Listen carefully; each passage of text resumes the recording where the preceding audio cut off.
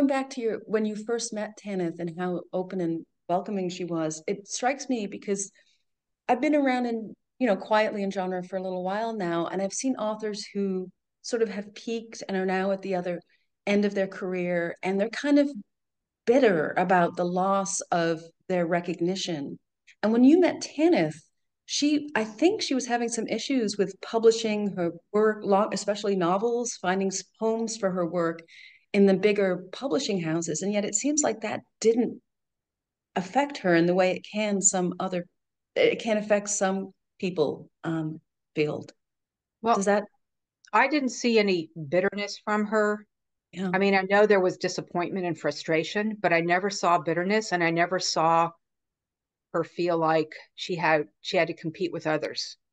That was not the kind of person that she was. She was just joyous and joyful whenever she did get something published, the work that she was doing. But she was going to do the work regardless. I mean, it didn't matter whether it was going to be published or not. She was still going to write what she was going to write. That's it. And people are going And to come to that work. They will, yeah, you I know, think they will and too.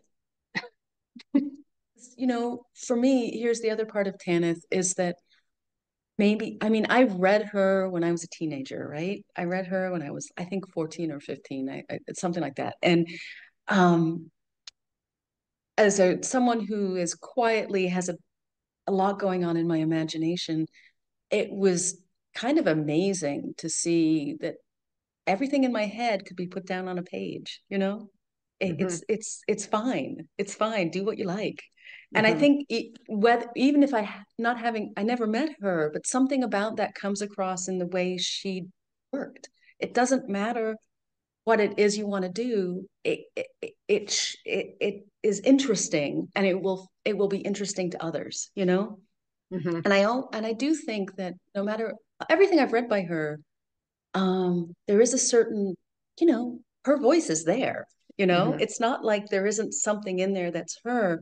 And if you're drawn to, um, in a way, the Tanith's imagination, whatever comes out of it is going to work for you. That's how I feel about it, you Yeah, know, absolutely.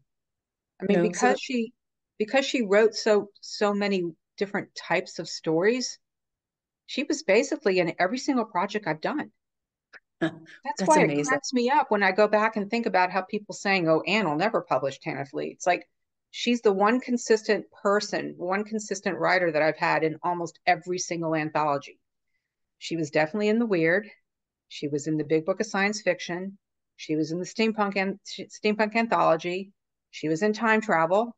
She was in modern fan. I mean, come on. Yes, yes.